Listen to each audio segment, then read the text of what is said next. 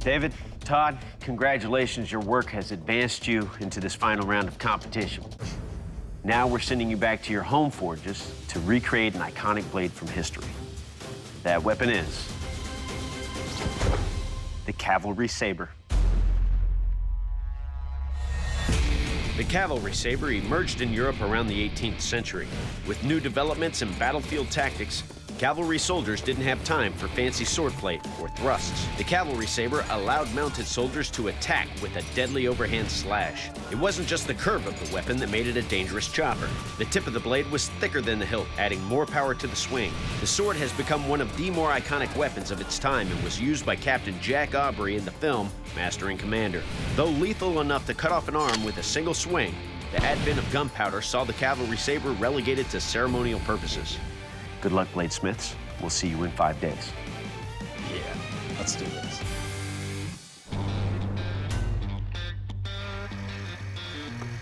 I'm back at my forge, happy to be home. My design will actually be off of an original. The blade will have a fair amount of curvature. It'll be beautiful and functional. I used coal my whole life. That's how I started out. Everybody complains about coal. Oh, it's hard. Oh, I can't keep the fire hot. They just don't know what they're doing. Now here's where you gotta watch. You don't want to overheat. Whoop, your metal. I make my blades the old way. I forge them by hand. I use all hand tools. It takes me a little bit longer, but it shows in the finished product. It's not really cheap. It's learning how to do things, and I'm the kind of guy that wouldn't pay a penny to see a pissant eat a bale of hay on Sunday. So I can fabricate just about anything. I can do custom cars, bikes, rehab houses. So they want a sword, they're gonna get a sword.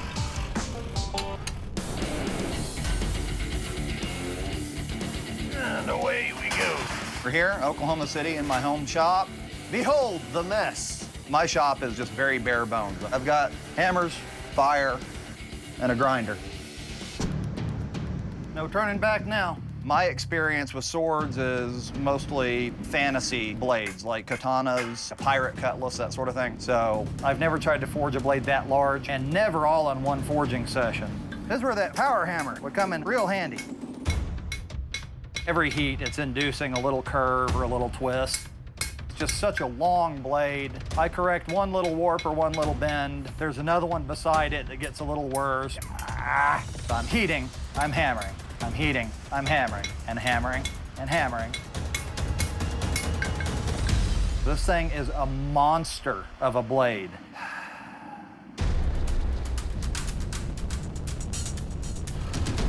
Day 2, and I'm feeling good. I really want to make this blade superb, so I pound the edge in. Takes me a little bit longer, but it's worth the time. See that edge on that? I'm basically right down to sharp. Best case scenario is tomorrow, I get this blade quenched and start on the guard and the handles and see what I got. Uh-oh, and I see the burnout.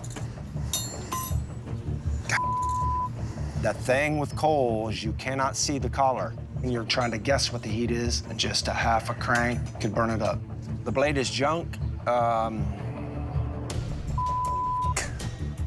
kind of PO'd. I just spent almost 2 days making this blade. But when the going gets tough, the tough get going.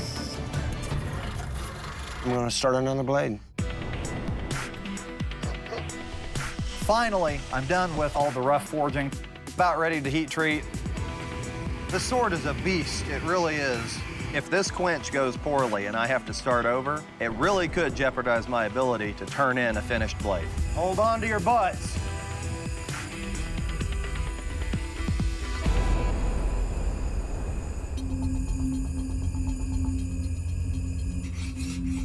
Maybe it's hard like trigonometry. Look at it, spring. Go ahead and take some of these warps out with a torch and move on to grinding. Every bladesmith knows this sound. It's the dreaded ping of death. And I really don't like that sound. I forgot that when you dip it in water, built a bunch of stress. Son of a bitch. Caused it to crack. Can't even explain how disappointed I am right now. Half the time is gone, and I gotta start over completely. Yesterday, I made another blade. So I'm gonna really move on this thing. I got less than 2 days to make this handle great. The handle's gonna be made out of burled walnut. It'll be filed in a spiral, so your fingers feel really comfortable.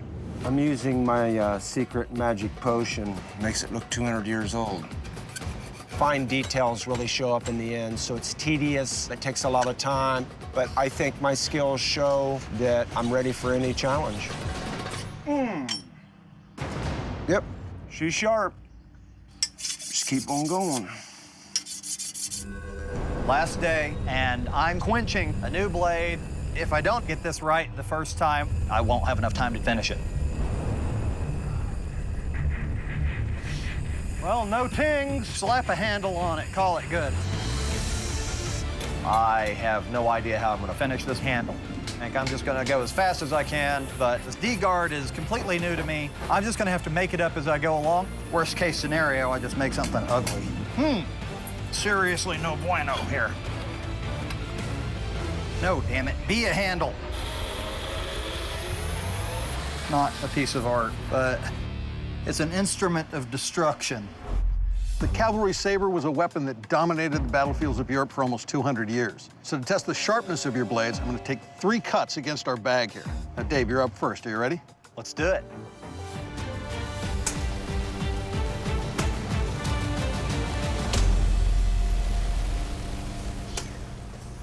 Went about 3/4 of the way through. The curvature of your weapon, and the fact that it is as sharp as it is, really did a nice job on that. Interesting shaped guard, but to quote a friend of mine, this will cut. All right, Todd, you're up. Are you ready? Yes, sir, I'm ready.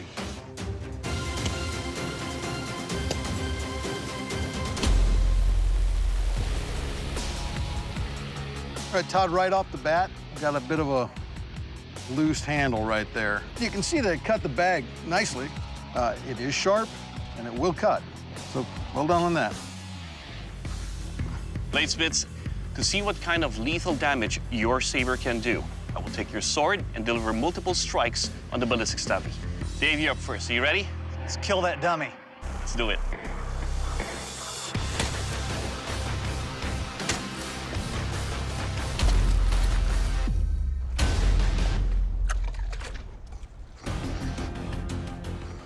Dave, your blade is razor sharp. On the initial slash, you can see how much it lacerated through. Second one made it all the way into the bone. And even on the thrust, with the way your blade is angled, you can lacerate and gut everything that's in there. This, sir, will kill. Good job. Awesome, thank you. Todd, you're up next. You ready? Yep. Let's do this.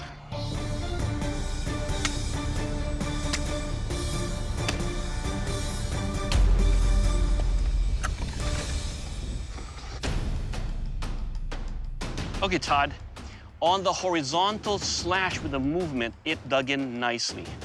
You've got a good configuration with your blade here. This weapon will kill. Awesome. Good job. Thank you. Gentlemen, to test the edge of your blade, we're gonna take your swords, clamp them in a vise, and fire a bullet at them. Awesome. Dave, you're up. Tear it up. All right, guys. 3, 2, 1, fire! Yep, split it. I'm just super relieved when I see those 3 holes appear in the backdrop. Dave, you can actually see the 2 points where the hollow point bullet hit this blade. Other than that small deflection right there, blade's held up nicely. Sweet. All right, Todd, are you ready for this? Yes, sir. All right, gentlemen. In 3, 2, 1, fire! Oh, yeah, that's split.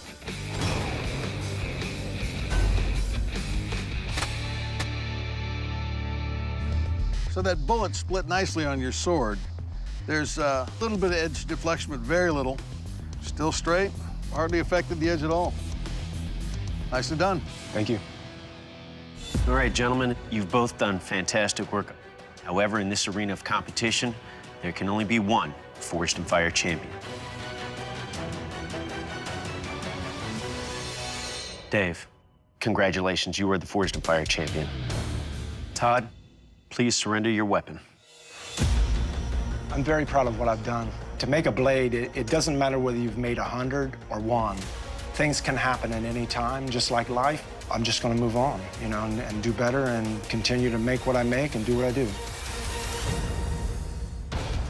Dave, congratulations. You are the new Forged in Fire champion and will receive a check for $10,000. Good job. Thank you. Yeah, I'm in total shock over this. I don't think any of this is going to sink in until my feet touch down in Oklahoma again.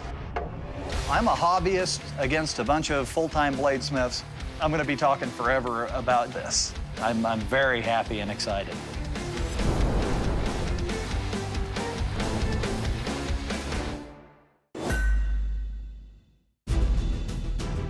Alan, Clayton, congratulations. You both made it through to the final round. When you showed up at this forge, you used our tools and equipment to forge signature blades in your own style. Now we're sending you back to your home forge, where you will have 5 days to forge an iconic weapon from history. The Boar Spear. Developed as early as 700 AD in Europe, the Boar Spear was forged for both combat and hunting. Known at the time as a bar spear, the weapon was about 5 to 6 feet long and featured a pair of lugs below the leaf-shaped blade. When hunting, the lugs would stop a speared boar from running up the length of the weapon and attacking the user. In combat, the lugs could be used to hook and pull away enemy shields. The blade of the spear could be decorated, with some featuring finely engraved scenes of hunts. On the first season of Game of Thrones, King Robert Baratheon carried a boar spear on his final boar hunt. Good luck, bladesmiths. We'll see you in 5 days. Good luck. Welcome. Day 2, I really need to figure out the design of the lugs. Boars are pretty strong animals, so if they don't have a wide enough cross-section, they could just end up running that through their body themselves. One of the ways I could do it is cutting a section of the pipe out and bending it out. It's gonna take a lot of work, but it's something that needs to be done. I'm battling the clock on this one. I've decided to put my lugs perpendicular to my blade. It just made more sense to have them perpendicular to stop the spear from over-penetrating. It should work. It's day 3. Time's really crunched. I'm just really behind the 8 ball, getting the lugs on the spear shaft. Oh, man. I believe my blower has just died. My forge burnt out, the engine died. Now I'm gonna have to find a replacement. There's still a lot to do. I am literally running to the store to buy another blower. Things just really are not going my way today. My forge burnt out, the engine died, had to run out and lose time. I had to get a new motor. With all these setbacks, I'm starting to be a bit worried. All right, works.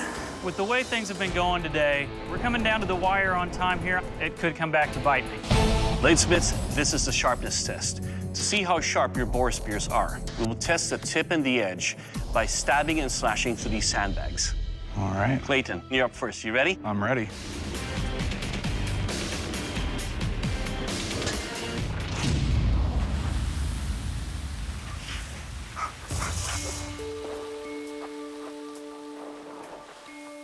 Well, Clayton, the balance of your tip lends itself to stabbing. Your edge lacerated cleanly on a moving sandbag. What surprised me was the positioning of your lug. Traditionally, they have it crosswise this way, but you have it this way. Because of that, it was hard to index when you're cutting through. But then again, it will cut. Thank you. Alan, you're next. Ready? Oh, yeah.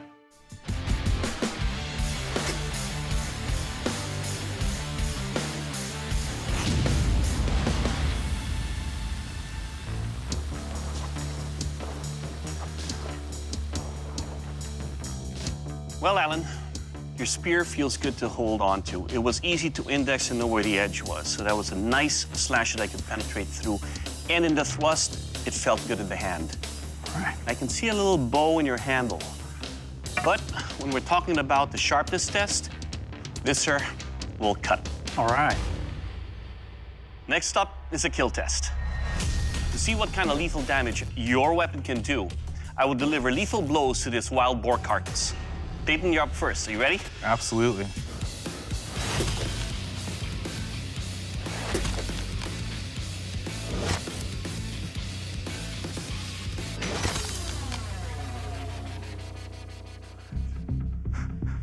Well, Clayton, Your boar spear right here did very well on the thrust, penetrating all the way through on the low line and on the high line. On the edge, it lacerated cleanly, and testing the other side, it cut all the way through the spine. This, sir, will kill. Good job. Thank you. Alan, you're next. You ready? Oh, yeah. Let's do this.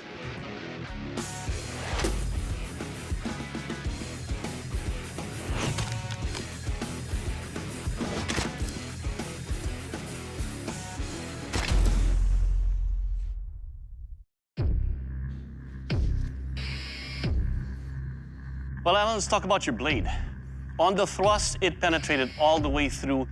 On the laceration on one side of your edge, boy, wow, it almost sliced all the way through. On your other edge, it lacerated through the spine. This spear, sir, will kill. All right. Gentlemen, it's been said that the sword is the prince of all weapons, but the spear is the king. To test the strength of your boar spears, I'm going to load them into our air cannon here and fire them into this wooden target. Oh, my. We'll see how deep it penetrates, how well it holds up, and if it holds up while I remove the spear from the target. Awesome. Clayton, you're up first. You ready? I am.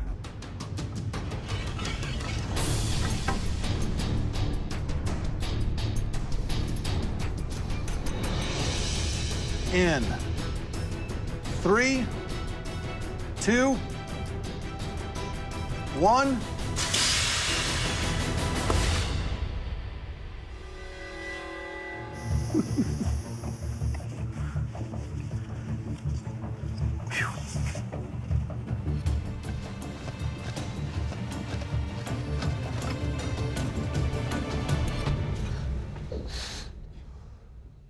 Well, Clayton, your spear really dug in deep. It went in about 4 inches. Came out fine. Everything's still tight and dialed in. This is interesting being offset. Being that it's a boar spear, I wanted to make sure that whatever laceration the blade produced on the animal wasn't wide enough to allow the wings to come through. And the best way to do that was just make them perpendicular. All right, nicely done. Thank you. Alan, you're up.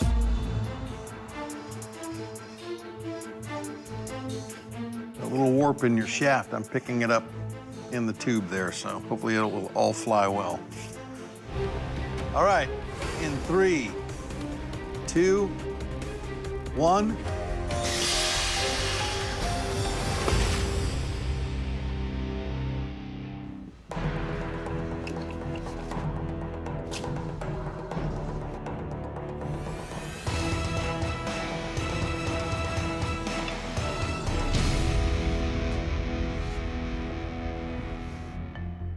All right, Alan, that buried itself quite nicely. Went into about there again, about 4 inches deep.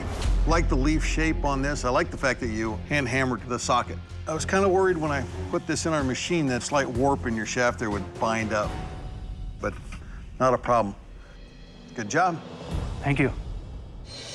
Bladesmiths, both of you have turned in fantastic boar spears.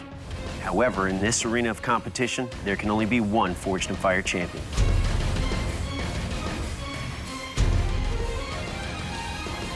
Alan, congratulations. You are the Forged in Fire champion. Congratulations. You did awesome. Clayton, please surrender your weapon. Right now, obviously, I'm a little bit disappointed, but this is the first spear I made, and for me, it's really important that it was such a tight race. I don't want it to be anything that I handed him or anything that he would have handed me. Alan is a deserving champion. Alan, congratulations. You are the Forged in Fire champion, and with that comes a check for $10,000. Congratulations. Thank you. You know what I really appreciate about that is the fact that you took the time to actually hammer that cone out. Making that socket is a really nice touch on any kind of traditional spear. So well done. I am the Forged in Fire champion. I cannot believe it. I had no idea if it was going to be me or him, and it was me. I'm betting being a Forged in Fire champion is going to help this stay-at-home dad / knife maker convince a few people that they should try out my blades. That's great.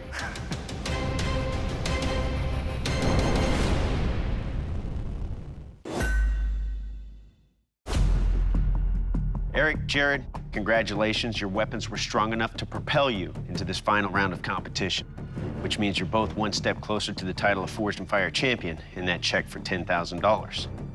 Now we're sending you back to your home forges to create an iconic blade from history. The Hunga Munga. The term Hunga Munga refers to a variety of Central African throwing knives, all of which feature a series of double-edged iron blades attached to a rawhide handle. The Hunga Munga was not only formidable in hand-to-hand combat, but could be thrown from a distance, with some reports claiming it had a throwing range of up to 250 feet. As armor was not used often in Central Africa, this type of throwing iron was particularly devastating. Hunga Munga was often very valuable and could be traded for goods. The Hunga Munga was also wielded by Buffy Summers in the cult series, Buffy the Vampire Slayer. First thing I thought was,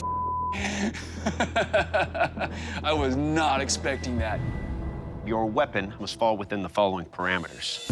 It must have a sharpened head, crescent blade, a spear, and a spike. You must also include a handle arm with a sharpened spike above the handle.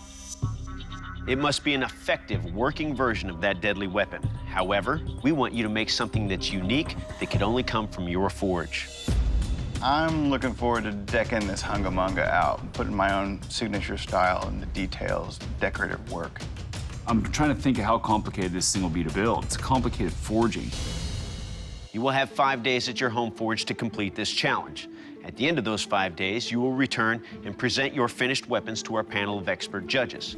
Only after they've subjected your weapons to a series of brutal tests will they declare one of you the Forged and Fire champion who walks away with that check for 10 grand.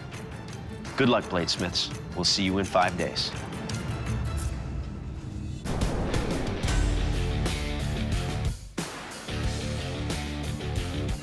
First day, really happy to be back in my shop. I have never made anything even remotely like this before. This is like a cross between a sword, boomerang, chakram, battle axe. I gotta plan this out. I'm gonna start with this blade, then pull this off from the side, and then start working the spike in. This is a wild build.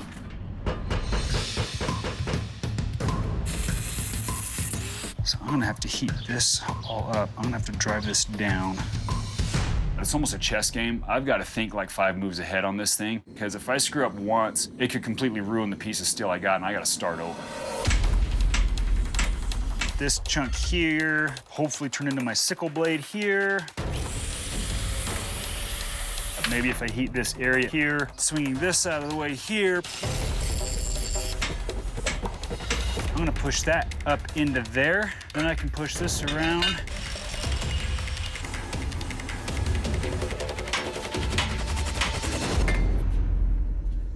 That spear point's gonna be up. It's day 3. I'm a little sore, but I got the blade profiled, forged out, and I feel great about my blade design. Bam. Still think it looks like something from Whoville. Now it's time for the heat treat. Everything leading up to this point is just critical. All right, here we go.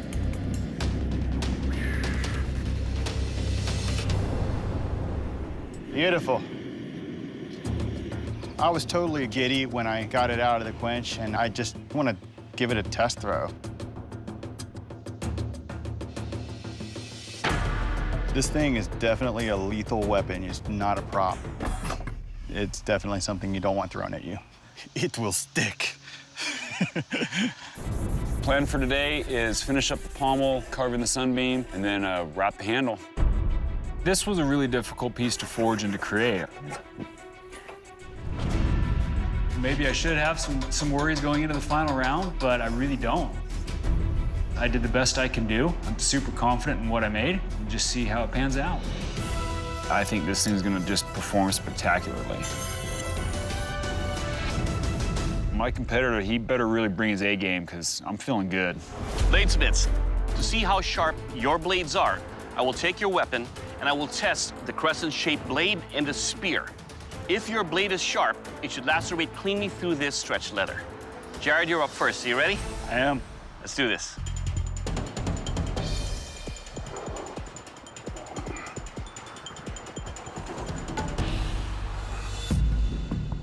Well, Jared, your handle wrap feels good to the hand. The blade of your crescent and your spear right there is sharp enough to lacerate cleanly through the stretched out leather. It will cut. Good job, sir. Thank you. Eric, you're up. Ready? Yes, sir.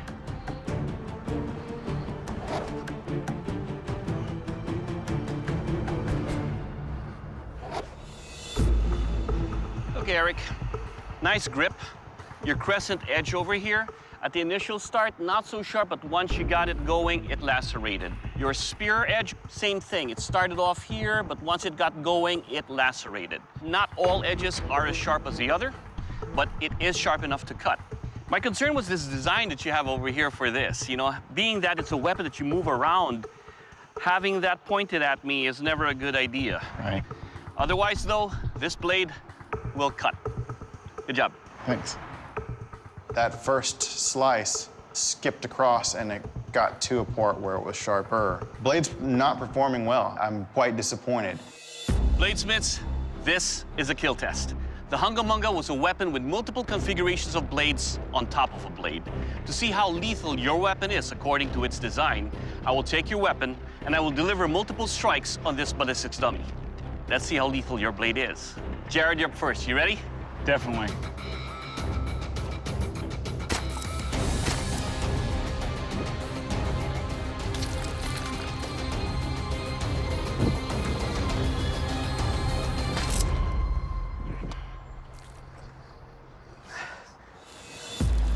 It looks like he's bleeding.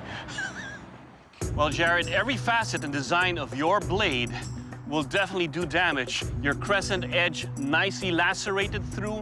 The tip on that hooked and gutted whatever was in there. Your small blade, I had to angle a little bit because there's not much space over there, but as you can see, if you work it according to its design, you can jab right into it. And of course, your spear tip crushed through the bones and into the heart. This, sir, will kill. Great job. Thank you. Eric, you're up next. Yes, sir. Let's do this.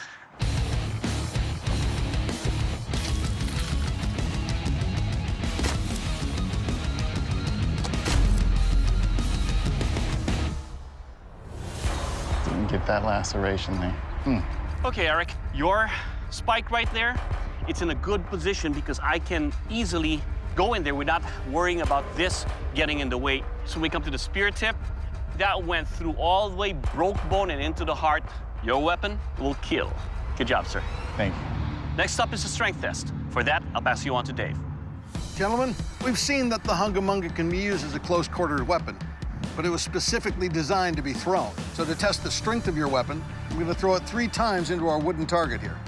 If your heat treat is sound, the structural integrity of your weapon should hold up to the impact. If not, we could have a catastrophic failure. Jared, you're up first. Ready? All right. Safeties.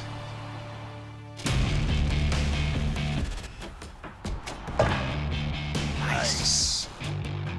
Damn, split that log. That's cool.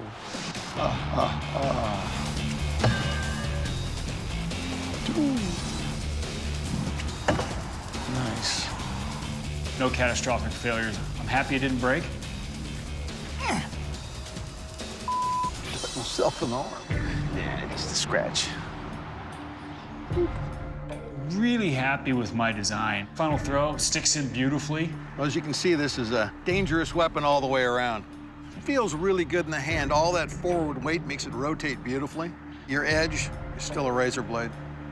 I mean, once this thing's traveling, I don't want to be on the other side of it. Your cord wrap made it really nice to throw. Well executed. Thank you. Eric, your turn. You ready? Let's do it.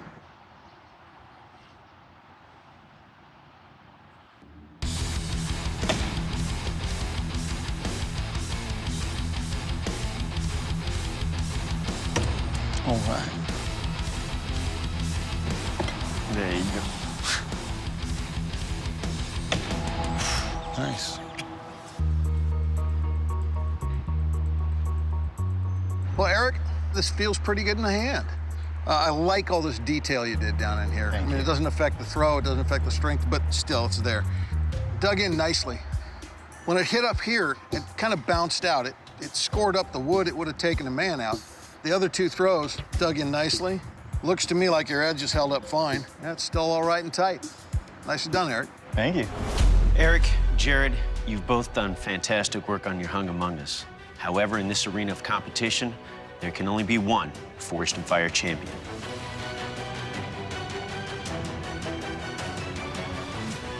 Jared, congratulations. You are the Forged in Fire champion. Eric, your Hunga Munga did not make the cut. Dave will explain. Eric, the addition of that spike on the back was a question mark, but in the end, it came down to the overall finish and construction and the way it did not perform in the sharpness test. That's why we got to let you go. Eric, please surrender your Hunga Munga. The judges' feedback, I agree completely. I have no regrets whatsoever. I came here to prove that I could do it, that I could overcome a task that was seemingly impossible. I may not be the Forged in Fire champion, but I can only go up from here. Jared, congratulations. You are our new Forged in Fire champion and will be receiving a check for $10,000. How do you feel? I don't know what to say, really. It's kind of a shock right now. That's straight up the prettiest and most terrifying thing we've ever had on the show. Thank you. I mean, the combination of the two. I want it. That's how I feel about it. And I don't feel like that about a lot of knives, but that's a cool piece. Thank you. I won. Still kind of settling in. 10 grand is going into the shop.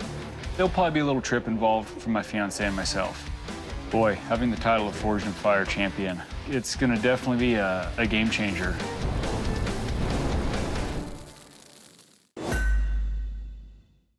Pete, Joe, congratulations, you've made it into the final. Now we're sending you back to your home forges, where you will have to forge an iconic blade from history. Are you ready to see what that weapon is? Oh, yeah. Yes, absolutely. The Pandat. Ho! The Pandat is a two-handed sword carried into battle by the Dayaks, a group of tribes that have lived on the island of Borneo for thousands of years. Though most Dayak weapons doubled as useful tools, the Pandat was only used in war. Forged from iron, the Pandat features an angled blade and can be swung downwards with two hands. An iron crosspiece was inserted through a hole at the end of the handle, protecting the user's hand. The blade was sometimes decorated with hair or rattan plant. Until the early 20th century, Dayak raiders plundered coastal settlements for resources, money, and even enemy heads, proving just how deadly this weapon could be. Good luck, bladesmiths. We'll see you in 5 days.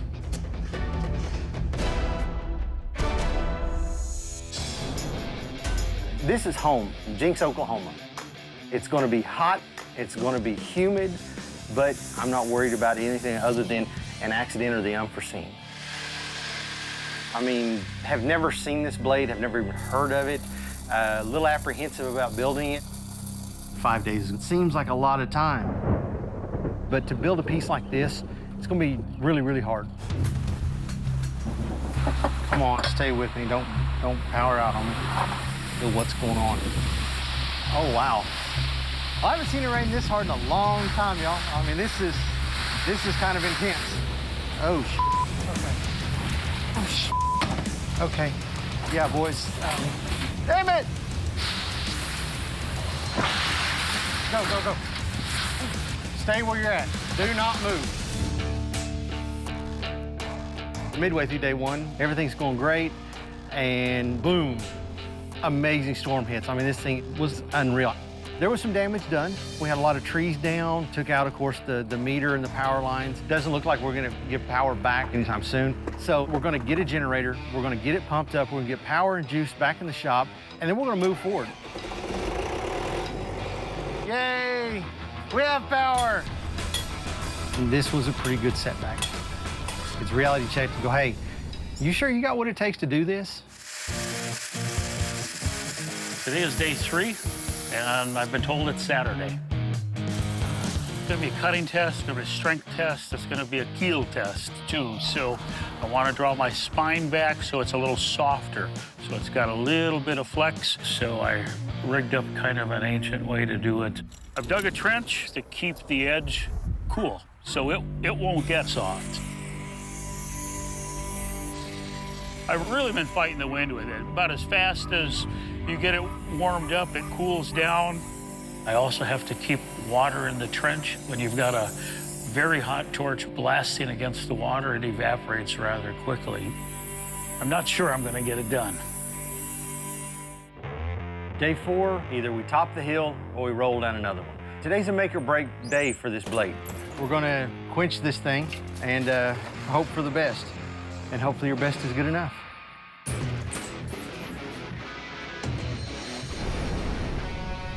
Doing this is about as nerve-wracking as it gets.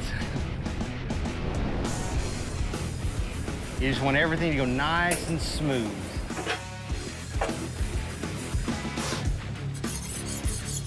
It did harden, but I got crazy-ass warpage right there. It's a bit of a kick in the pants. We're running out of time. Grind, grind, grind. That's what it's gonna come down to. And hopefully get that warp out. Bladesmiths, this is the sharpness test. To see how sharp your weapons are, I will attempt to cut through these web of ropes with 3 identical strikes. If they're sharp, I should meet no resistance. Joe, you're up first. You ready? Let's do it.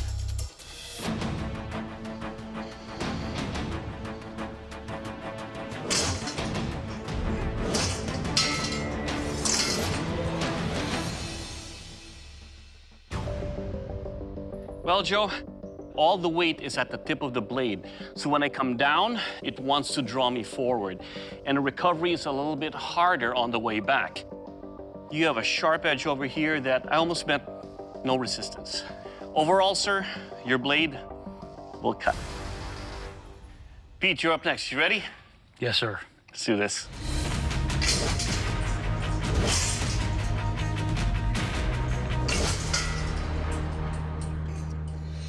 Okay, Pete, it is a sharp blade. The balance is light. You have a lighter blade here. It's not as heavy to pull forward. It's a good job. The only issue I have is that I kind of ran out of handle here. I would have liked to see a little pommel here, or probably even a longer handle so it's easier to control and not feel like I'm at the end of my rope, so to say. Overall, this weapon, sir, will cut. Thank you. All right, bladesmiths, next up is a kill test. Now, the Pandat was a weapon used by headhunting tribes in Borneo. To see how lethal your weapon is, I will take your Pandat and I will deliver 1 blow to this carcass. Let's see how much damage your weapon can do. Joe, you're up first. You ready? Bring it. Let's do it.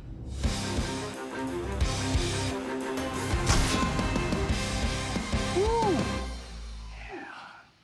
Okay, Joe, the balance feels so forward heavy that when you slice through this carcass, it pulled me into it and cut cleanly all the way through.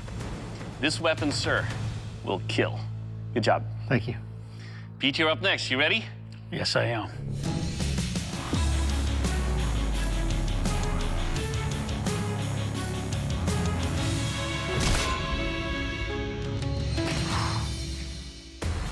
Okay, Pete, the difference with your blade is that it's light. And because it's light, I can use velocity to help cut through this carcass. This weapon, sir, will kill. Good job. Thank you.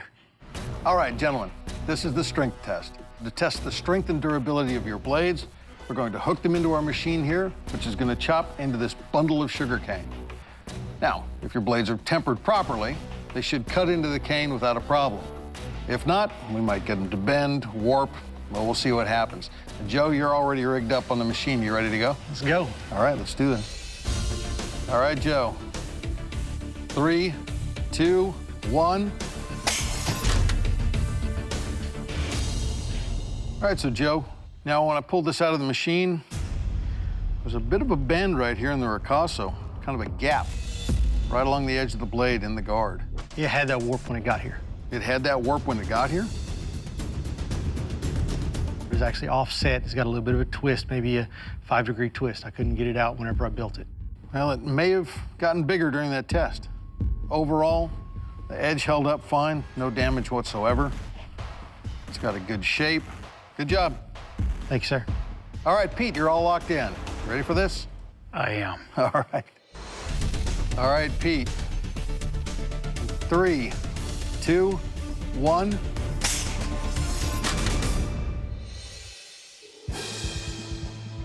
All right, Pete. You could actually see how much this blade flexed when it went into the cane and came back to true, which is always what I want to see. Definitely sharp, well put together. Feels good. All right, well done, Pete. Thank you. Gentlemen, this is one of the tightest competitions that we've had.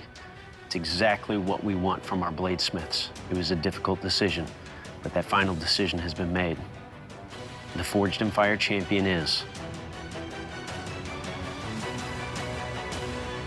Pete. Congratulations, you are the Forged in Fire champion. Joe, please surrender your weapon. This experience has taught me, like many things in life, to try. Dare to fail. If you fail, so what? Feeling kind of disappointed right now, but at least I tried. Pete, congratulations. You are the Forged in Fire champion and will be receiving that check for 10 grand. Good job. Thank you.